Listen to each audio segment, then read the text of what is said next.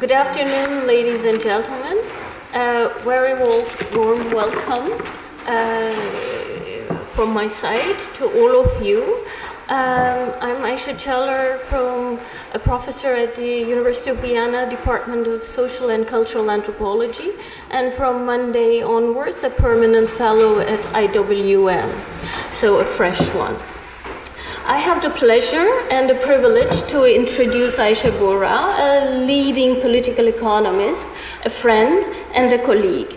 Ayşe is an emeritus professor at Boğaziçi University in Istanbul, and until 2017, she was the director of the Center of Social Policy Forum, which she had co-founded together with Çağlar Keder in 2004 at Boğaziçi University. She's an economist by training. Her training was in North America, particularly in Canada, University of Laval and McGill. Though she had held several visiting positions in prominent North American, European universities, Princeton, Harvard, London School of Economics, European University Institute, Florence, Wissenschaftskolleg, Berlin, to name a few, but her career was anchored in Turkey at Boğaziçi University. And her scholarship is in English, French, but also in Turkish. And I think it is important to emphasize that she writes and publishes in these languages, and a kind of a rarity among the scholars in Turkey. So she has the kind of the reach in all these languages, and definitely a very strong presence in scholarship in Turkey. Though Ayşe is known as a leading scholar of the interrelations between Turkish economy and the state and the political economy of contemporary Turkey, her work covers a broad range of topics. If you look at Ayşe's work, what you see is that from the very first book onward, there is a long-term interest and engagement with Karl Polanyi's work, namely the place of economy and the embeddedness of economy within society. There are two edited books, Reading Karl Polanyi for the 21st Century, Market Economy as a Political Project, and State, Market and Organizational Form are direct products of this interest and engagement. Here, I would like to also mention that in 1986, Ayşe translated Polanyi's Great Transformations into Turkey, long before that the kind of the renaissance that Polanyi enjoyed and still enjoys in several of social sciences. Specific formulations of market exchange, state, redistributive processes, reciprocity relations that shape the socioeconomic order and its political implications have been the focus of Ayşe's work and her books that specifically dealt with Turkey. State and Businessmen in Modern Turkey, a comparative study, in 1994, and her much acclaimed 2014 volume book, New Capitalism in Turkey, the relationship between politics, religion, and business. The articulations between class, culture, capitalism, but also religion, and the shifting of power relations in the context of Turkey's insertion into the global economy established the basis of the New Capitalism in Turkey book. I think I could easily say that Ayşe's work went against the grain. Both against the grain of scholarship in Turkey and on Turkey. Her critical reading of the economic and social policies of AKP put the so-called Turkish model and the widely circulated myth about the Anatolian tigers into their place, rather than approaching this model as a success, supposedly based on the entrepreneurial potential of the emerging conservative businessman of Anatolia. She analyzed how, in fact, politics produced this class within the context of changing regulatory framework. If Polanyi's work is one thread in Buğra's work, her interest in social policy, be it in the context of comparative welfare regimes, be it in gender impact, or in terms of poverty and the changing welfare regimes, is another thread. So what I see is that actually Polanyi as being an undercurrent in her work, but there's another thread in terms of the of social policy. She approached many of the questions of the contemporary social and political theory and politics, namely the questions of solidarity, difference, redistribution, identity politics, as well as the changing relations between capital and state through the lens of social policies. In a way, I think we see that her work, a focus on social policy, acquired a prominence with an increasing crescendo in, this is what I see in Ayşe's work. And while Polanyi continued to run through as a tone.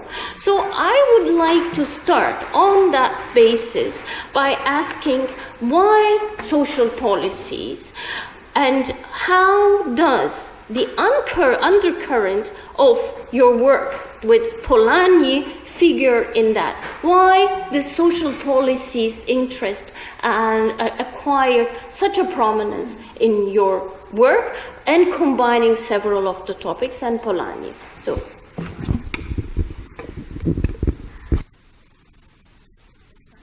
I think so. Yes. Okay. Thank you for the very generous introduction. And let me begin with Polanyi, as I usually do. Whatever work, whatever research I begin with Polanyi. Now, as you said,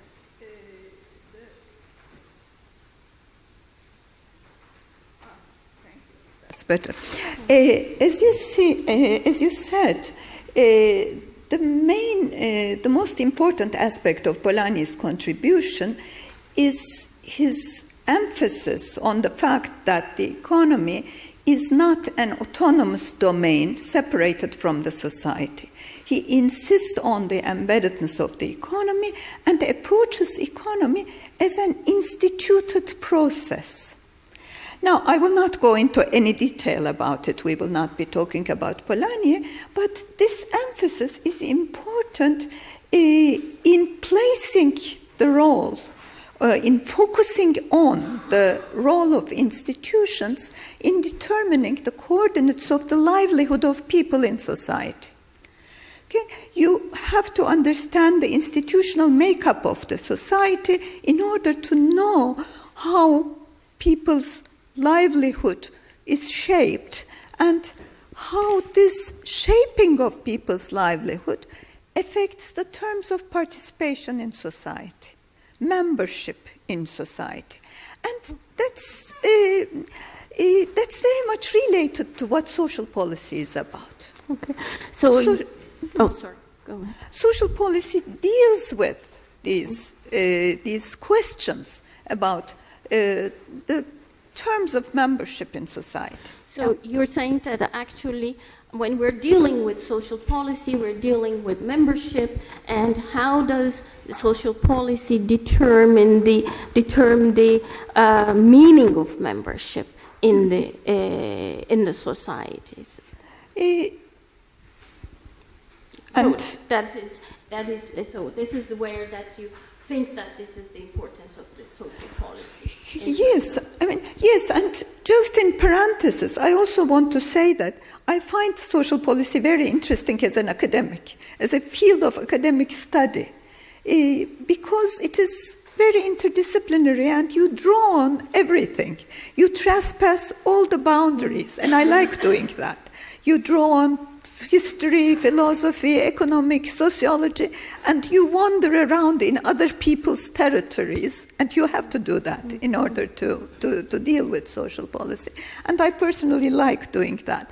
But in relation to this membership question, membership in society, that question, I mean, if you look at the questions that social policy deals with, it can be very clear.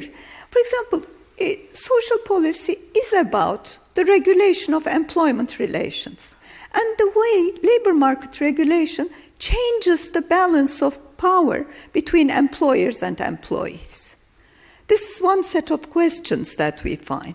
We also find questions about social security and questions like what kind of social protection an individual has if he or she cannot earn his life by working because of old age, ill health, disability, unemployment, or what happens when the income from work is not sufficient to sustain a standard of life which would be acceptable according to the standards of society, according to the socially given standards of life. Then there are the questions of access to services. What kind of access do we have to health services? What kind of access we have to education or public transportation for that matter? All these questions tell us something about the way we live in society and the terms of coexistence in society. What kind of coexistence we have, what kind of solidarity, social solidarity we have. And of course, when you are asking these questions in social policy, you also ask questions about the institutions. What role does the family or the state or the market or philanthropic organizations play in shaping the livelihood of an individual in society?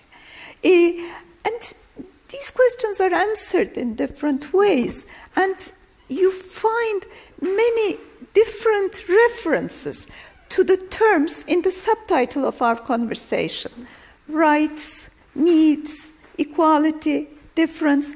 These terms do not appear in the same way in different social policy approaches. There are changes, there are differences, and this is important in understanding the kind of political environment that is created by social policy.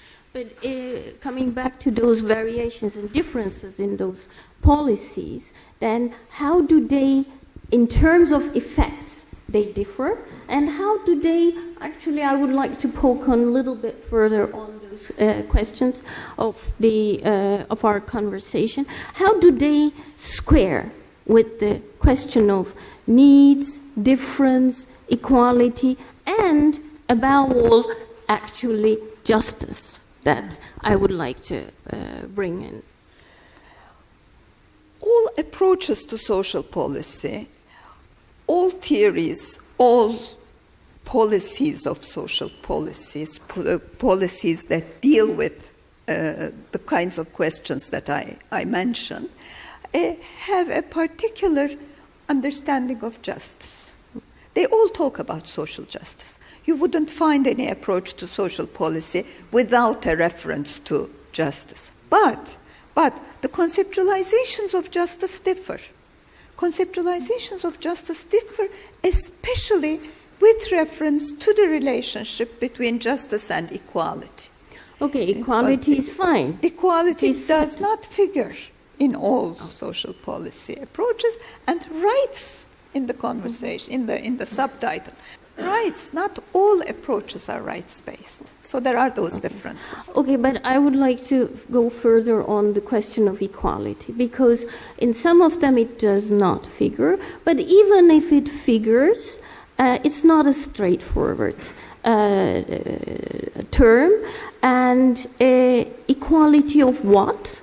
Mm-hmm. And so the debates around the relationship between equality and the difference that become important. So I would like you to go in terms of not only in terms of varying the social policies, whether they talk about equality or not, but even if they're talking about equality, how do they go about equality and in relation to differences?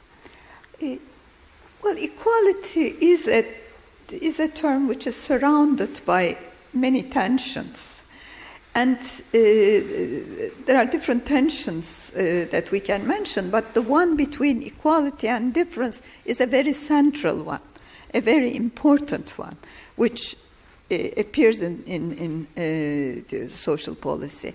And in there, of course, you also mentioned the meaning of equality. What are we talking about when we are talking about equality? Are we talking about equality of income? Are we talking about equality of opportunity or equality of outcomes? So it's really not a very straightforward term. But if we continue the way we began, we can talk about parity of participation. A very meaningful way of talking about equality in social policy. Equality in terms of citizenship, equal citizenship.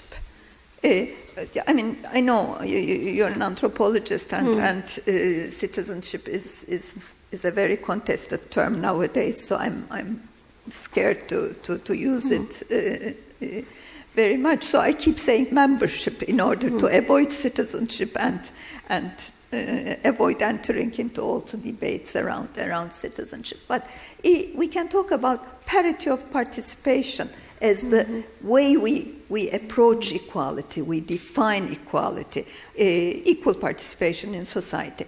And there, of course, the question of difference emerges. Yes. How can we be equal with our different capabilities, motivations, aspirations, needs? Is that compatible with equality? And in social policy, there are two lines of thinking about that. Generally, at a very general level, of course, there are nuances and there are subdivisions, but I think I can depict two lines quite easily whenever I hear about a particular approach to social policy or hear a particular comment about a social policy choice. One reaction to that tension between equality and difference just denies the relevance of equality. Very bluntly put, if we are different, we cannot be equal. This you find, for example, in corporatist Bismarckian models of social policy. There, differences of status at work determine the kind of rights or entitlements people have. So people who are differently situated in working life are not considered to be equal in their social rights. And this is considered to be very normal.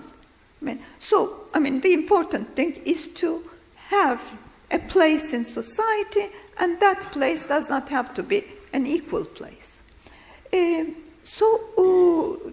Equal for everyone. It doesn't have to be equal for everyone. Then there's another way of thinking about the tension between equality and difference. And that line of thinking was really introduced mainly by socialist feminists. Socialist feminists asked a very crucial question: how equal we are when we have equal rights? If you don't recognize women's difference and women's different needs, especially associated with childbirth and childcare, can you really assure equal participation of women in society by giving them equal rights on paper? This was a very important observation. This was a very important observation which has led to other observations on other types of difference. What about the disabled and their differences? What about ethnic differences? What about differences of sexual orientation? If we if we have a difference-blind attitude in all those cases, can we really develop policies that would assure these people's equal participation in society? And that was very important. There is a quotation from Ruth Lister, which I use a lot, where she says the opposite of equality is inequality, not difference. If you think that it is difference, then you really undermine all the injustices which surround inequalities and really limit the political opportunities, the political choices open to us. So one has to be very clear about the fact that the opposite of equality is inequality. It is not difference. And on the contrary, recognition of difference is a necessary condition for attaining equality or approaching equality. Okay. I think that was a very important contribution to social policy. Okay. Thanks, but as I started, I said that Ayşe had addressed all those questions in social and political theory and politics, but actually did it in social policy. You see that in general, yes, but I would like to come to our also the other part of our title, to Turkey today. And in terms of, I would like to hear a little bit more specifics about Turkey. For example, why I said that your work had, and we see that your work became more and more focused in social policy, but on the other hand, in Turkey also, the questions of social policy became very prominent. And so I would like to ask why in Turkey, that's why now that you're dealing with these questions of social policy, why did they become so important and so central in Turkey? And when we look at the dynamics in Turkey taking place in relation to those, in relation to social policies, especially since the early 20s, what kind of a picture we see in relation to what you are referring to? Questions about equality, questions of difference, their balances, and I mean, I don't want to lose the thread of that question of justice also. Well, we are talking a lot about social policy nowadays in Turkey, much more so than we did, let's say, 20 years ago or 30 years ago. Not only in Turkey, and this is not only peculiar to Turkey, but to late industrializing countries, as I may use the term, late industrializing countries like Turkey, or developing, emerging markets, as sometimes people say. I don't like it very much, but I mean, these are the terms that we are using. Now, in that part of the world, in those late industrializing countries, social policy was not very much on the agenda, on the political agenda and academic agenda. It has become much more important nowadays, and it might sound like a paradox. It might sound like a paradox because when you think of globalization in relation to the welfare state in countries with mature welfare states, we often tend to think that there is a relationship between economic globalization and the retrenchment of the welfare state, the challenges faced by the welfare state. In late industrializing countries, you see a different trend. In countries like Turkey, and it's not only Turkey, you look at Mexico, you look at Korea, you see similar things. Public social spending has increased. New policies and instruments were introduced. And this has led, in many cases, to the dismantling of old formal and informal systems of social protection. And this is really not so difficult to understand if you go back to the early capitalist period and the rise of social policy for example, in the 16th century, in the form of social assistance, or in the 19th century, where labor market regulation was discussed a lot. I mean, there is a relationship between the expansion of the market, expansion of market relations, and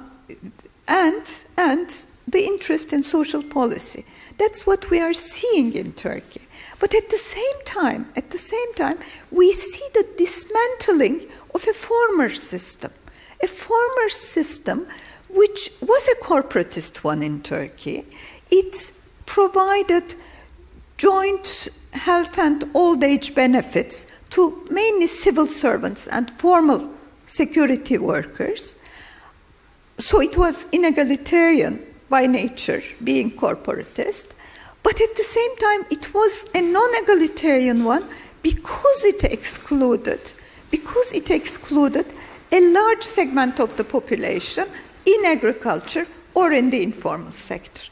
Now, what happened recently with this new interest in social policy is that a lot of people who previously enjoyed social rights have lost those rights. Civil servants, formal security workers, especially unionized workers.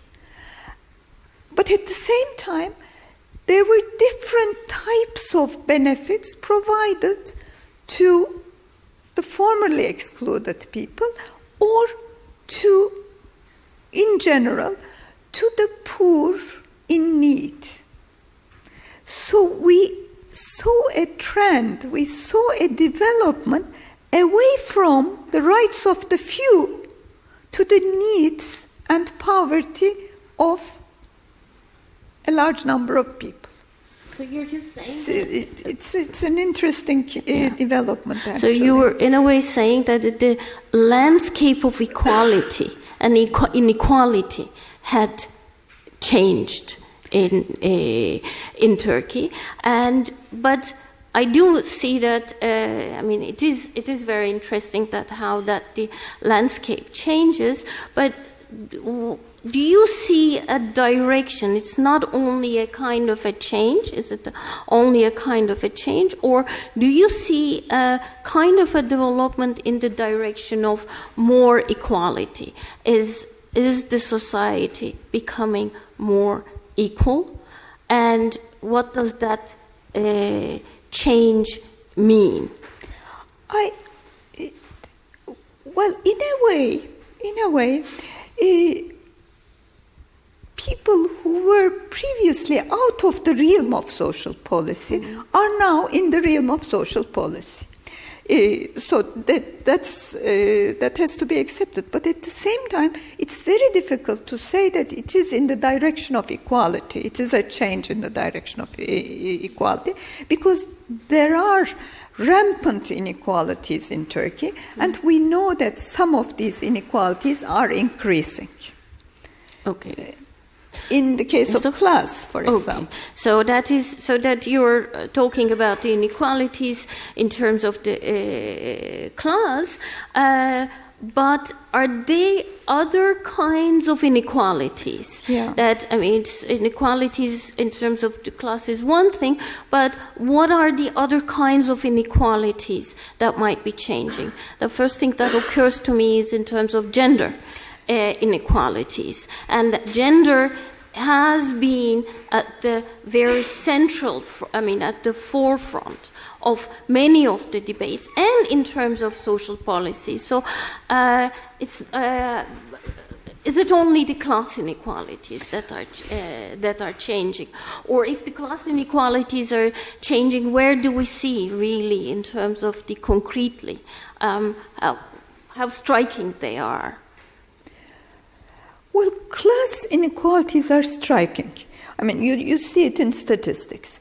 For example, there are some statistics showing the change in the share of labor in national income between 1995 and the mid-2000s, mid-2010s to 2012, 1995, 2012. When you look at the share of labor, you see a decline. And you see that decline in many countries, in many so-called emerging markets. But in Turkey, the decline is really striking. Labor, working people, are getting less of the national income. That is clearly seen. And it's not only in terms of income that you see the inequalities. You see it in working hours, for example.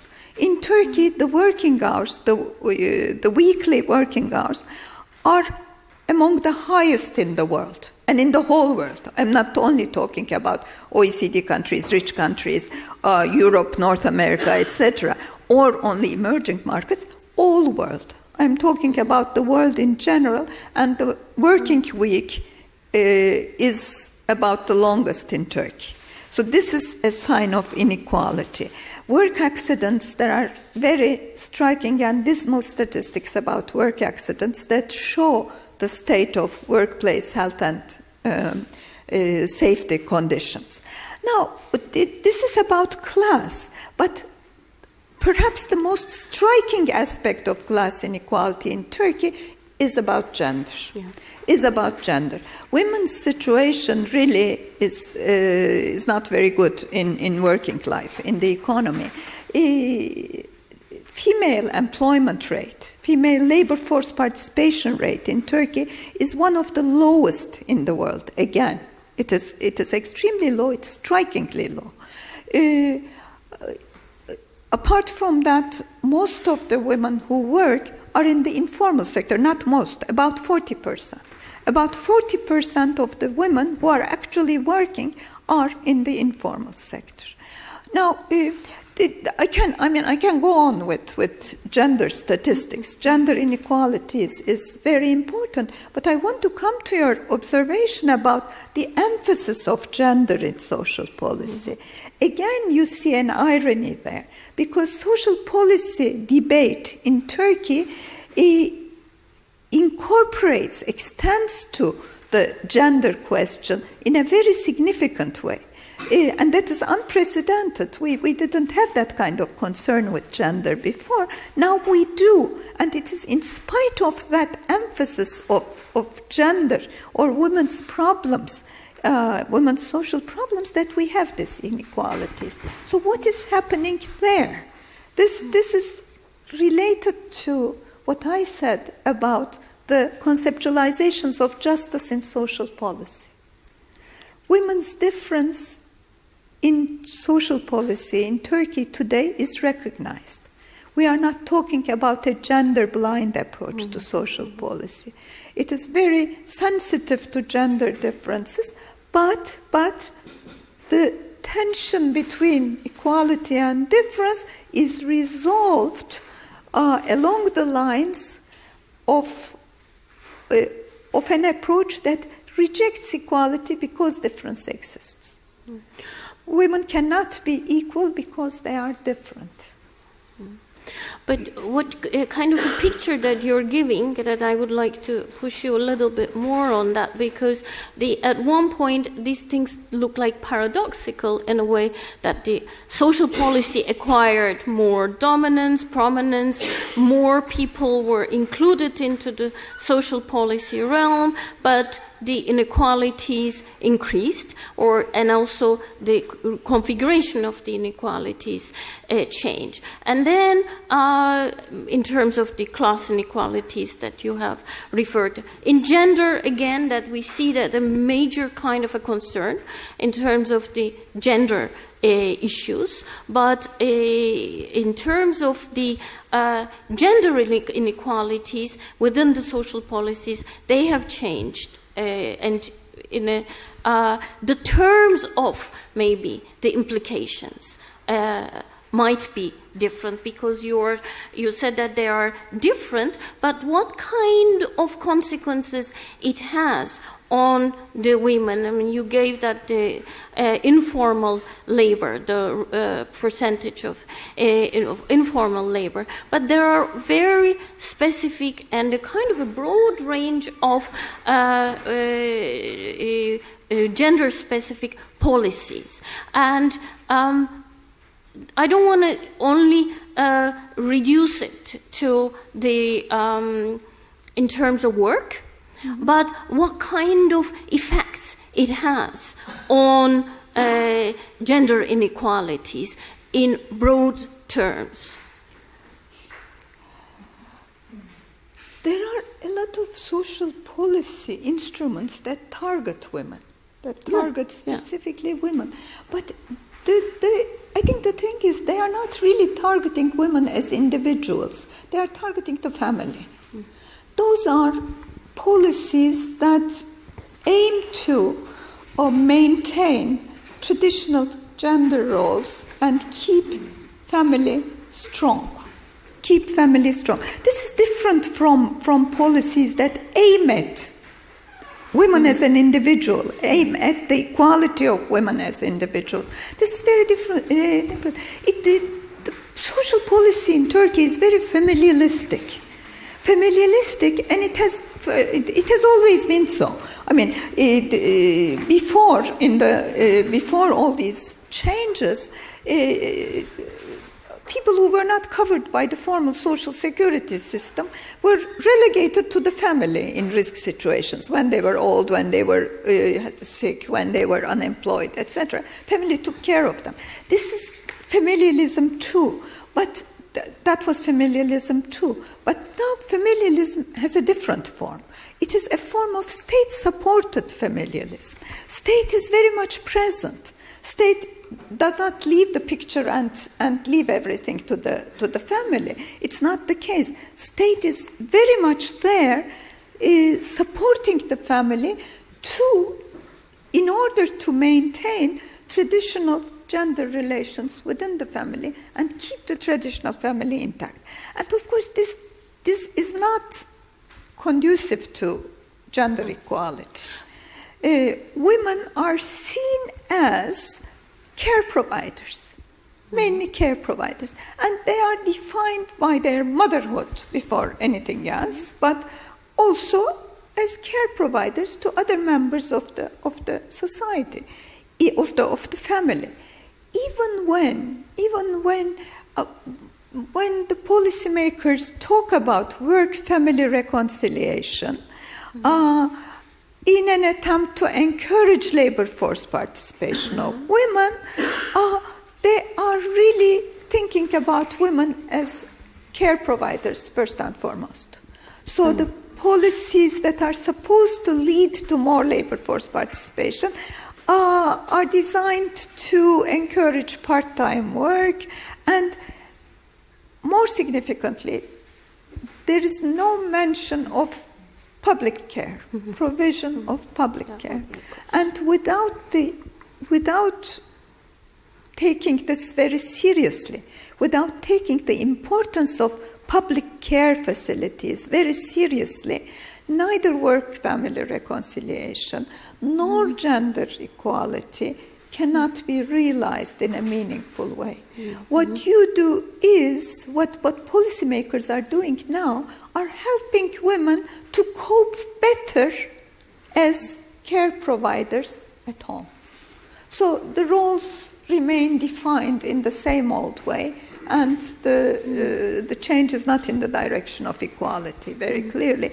And there is more gender inequality, actually, because all these changes occurred in a period of very rapid urbanization. In rural areas, women, of course, worked.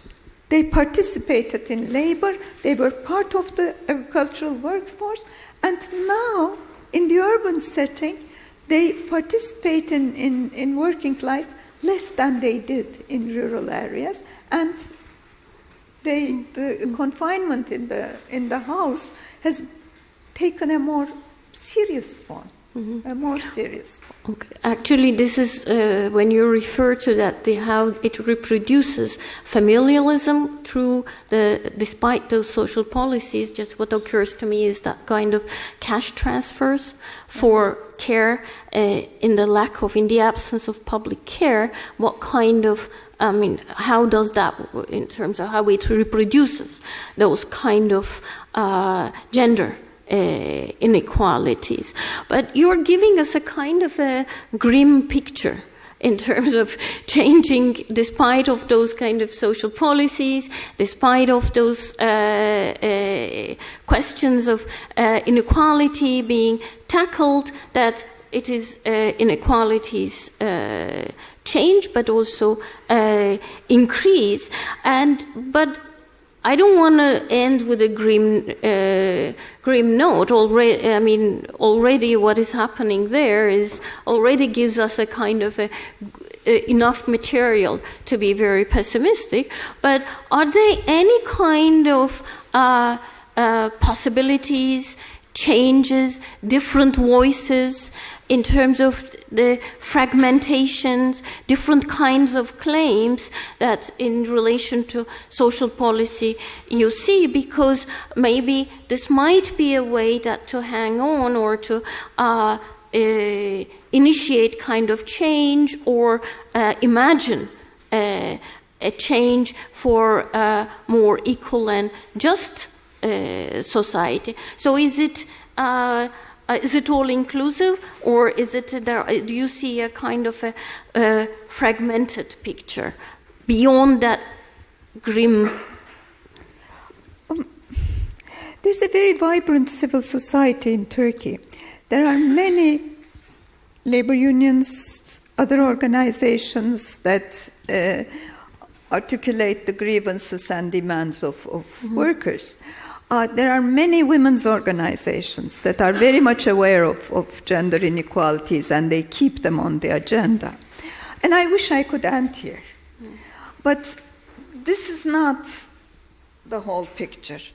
The world of unions and the world of NGOs in Turkey is greatly fragmented. Maybe polarized is a better word. There is a lot of fragmentation and polarization in the world of labor and in the world of labor unions and in the world of NGOs working on women's issues.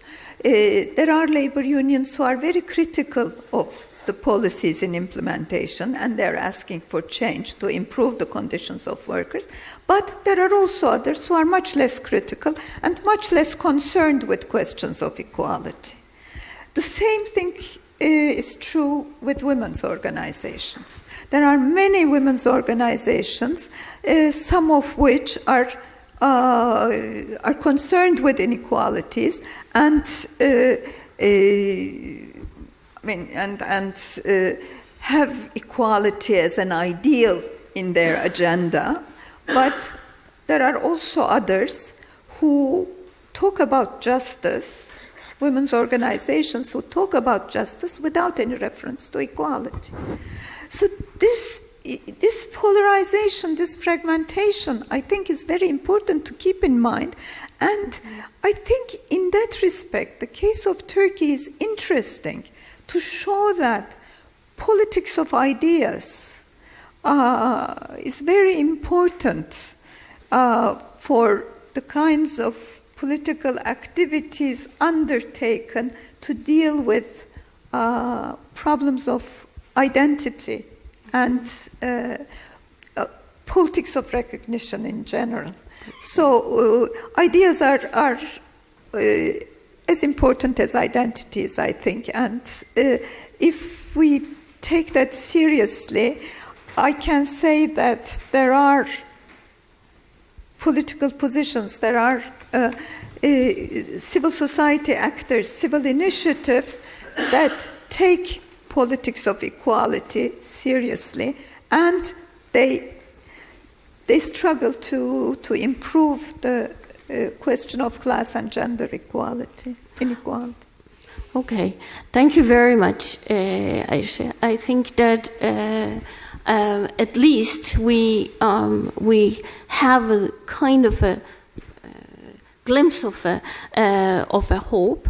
I still have some questions about the tension between needs-based and rights-based policies, and the tension between with the increase of those social policies, also the philanthropy and charity-based logics that in Turkey which seems to be acquiring a very strong prominence. But I think we should allow the others to come up with questions. If you have questions, thank you very much, Ayşe. Please. No, if there is a question, then we will give. I could just get the microphone for anybody with questions. Okay. Okay. If there are questions, of course.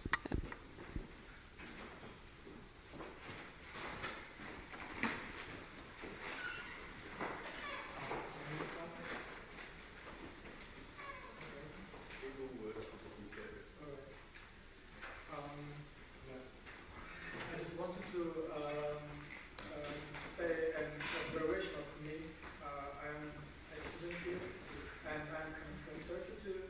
And about the example from the rural areas, I have the observation that the people who come from the rural areas used to say, okay, my wife, she's the kind of take care of the house, she's the housekeeper. But now the economic situations led these people to think, this is my observation, that's what I see as a change right now.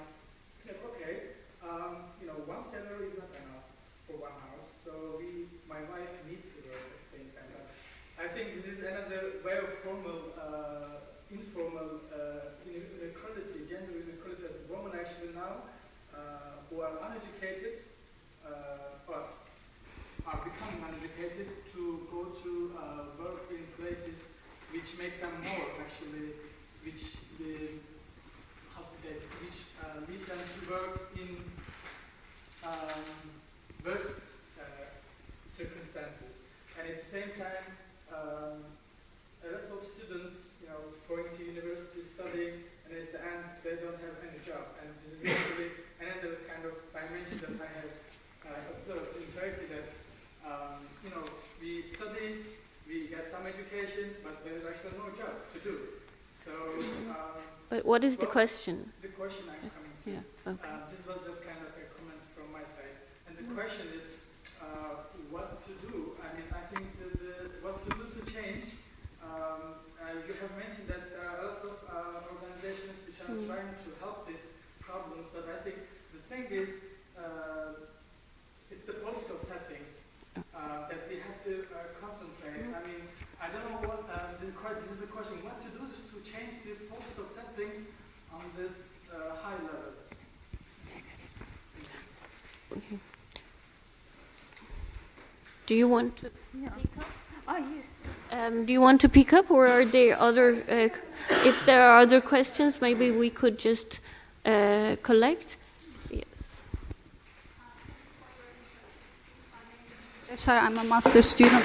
Sorry, I'm a master student at King's College London. When social rights and the situation of social rights in Turkey is discussed and examined, of course, one thing. Internal situation in Turkey, internal political settings, and I also want to point out the role of multinational corporations and their role in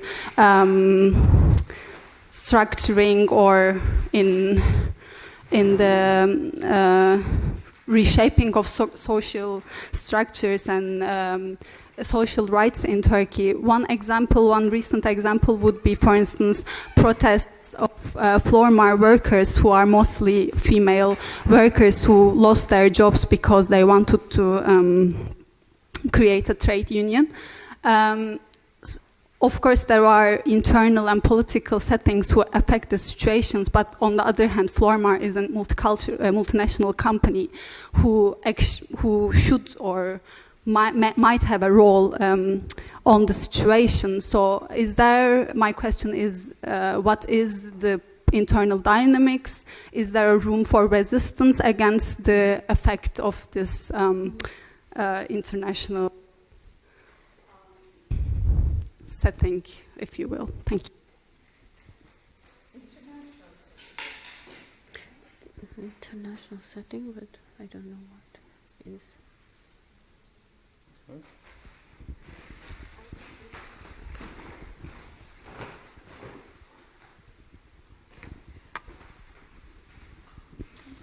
Okay, Thank you. Thank you. Well, thank you for your comments and question. I don't like to bore an audience with statistics, but I take statistics very seriously. And about this rural-urban change, deruralization, urbanization, your kind of sentiment, your kind of belief is very widespread. In the village, women stay home, and when they come to the city, they can participate in the labor force because one income is not sufficient. This is not exactly the case. For example, when you look at female labor force in Turkey, female labor force participation, female employment in Turkey, you see a declining trend, which begins in the 1950s, and continues too long, until the 2000s, even 2010s. This is too long a decline in labor force participation, along with urbanization, because women work in rural areas. Women work in agriculture. There's nothing like a housewife in a rural setting. All people work. In the city, they cannot participate in the labor force. That is the problem. And it is the case, when you look at it historically, this is the case in many countries. This is what you see almost in all countries. Sometimes in the 19th century, sometimes in the early 20th century, but always there's a decline in female employment. It's a U-shaped curve. Urbanization continues, female employment falls, and then it begins to increase. The problem in Turkey is that it has declined for too long. It has reached the lowest point recently, and it is just beginning to rise again. So this is interesting. This is interesting in Turkey. Why has the decline lasted so long? Why has the decline lasted so long? Because there was a combination of factors. First, employment was rare. There were a lot of men who could be employed as cheap labor. So the employers didn't need female workers, actually. If they needed more labor force, more manpower, they would have taken women at low wages. I mean, women are good workers. They are docile. They don't resist as much as men do, usually, etc. So the employers would have preferred them. But since there were a lot of men to hire, they could stick to your convictions about traditional family values, etc. And they were very much in the picture. There was a conservative government in power, hostile to female employment. So the policy choices, combined with the situation of the labor market, has led to a situation which excluded women from the way where women was excluded from working life. And then working conditions are so difficult and so nasty in many cases that women are acting rationally when they are trying to avoid participating in the labor force.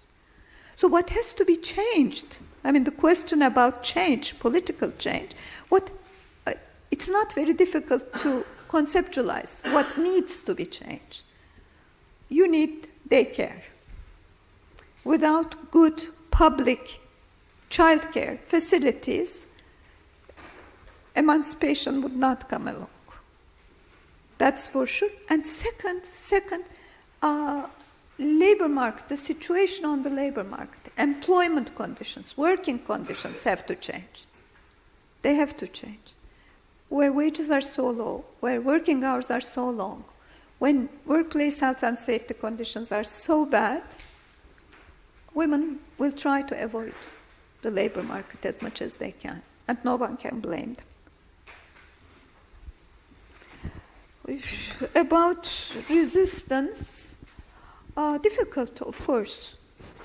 Difficult. Resistance is very difficult, and it has to do with the question of rights. I mean, civil, political, and social rights are complementary.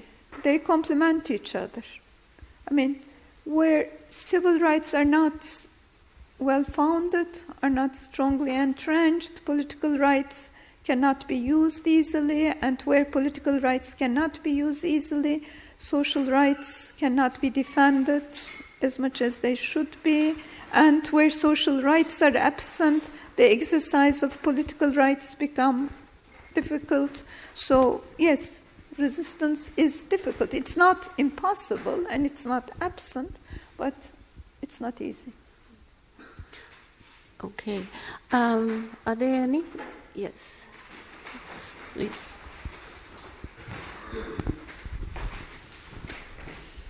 Good afternoon. I'd like to make a last question concerning the year 2015, July 2015. Did that year or did this event have any effect on, let's say, the political strategy concerning women in general in Turkey? No. I mean, not particularly. It has affected the whole country, but not particularly women.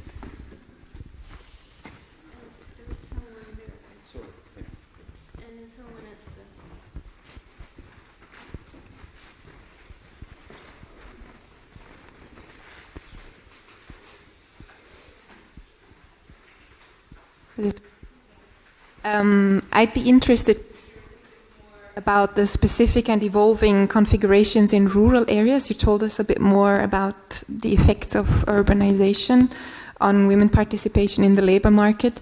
But what is actually happening in the rural areas, and has this working role of women there also contributed to a more equal access to participation in society there, or what is happening there with care provision and all these other points that you taught? I'd like to hear.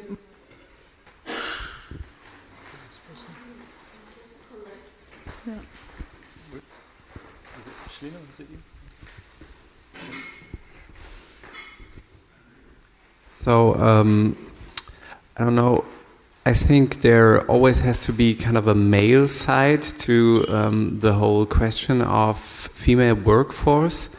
So, is there any change on role models in Turkey on that case? Because as far as I know, even in a country like Germany, we have very little change in the perceptions of how men should work. Yeah. I didn't understand the question. I mean, are you talking to housework? Are you talking about housework or division of labor? Can you clarify the question, please? I didn't understand. So, if I understood you correctly, what we see is that you have this kind of double pressure on females to take care of the family and also kind of join workforce. But logically, you could also claim for men to take more care of the family. but I think I have always this feeling that this is an idea that it's even more slowly developing in societies. So my question is just how it works in Turkey, maybe also compared to Western Europe.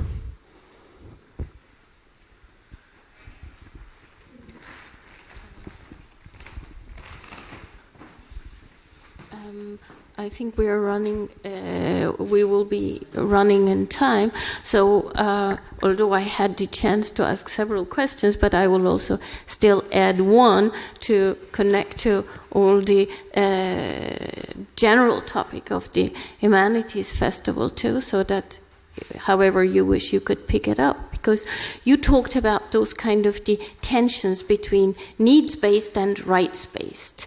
I mean, we could get into those kind of very details in Turkey, but I want to come back to the general topic a little bit.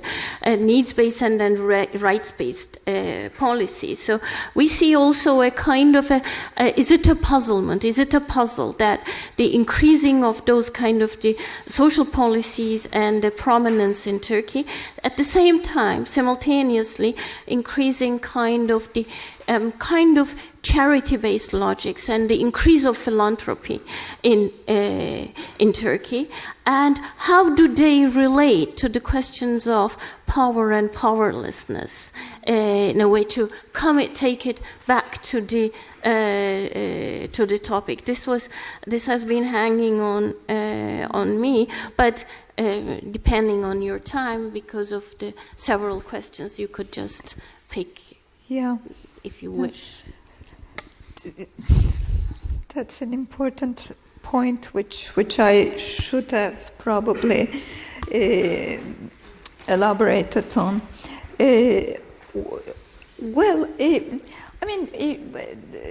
What's happening in the field of social policy in Turkey is that a lot of people, as I said, who did not have any social rights to begin with, are being objects of social policy. They are being addressed by social policy measures. But they are being addressed not as rights-bearing citizens, but as people in need. This one reflection of it is in the number of philanthropic associations, which has increased, really in an impressive way. Recently. Philanthropy, in fact, both in Turkey and elsewhere in the world in general, has become very important.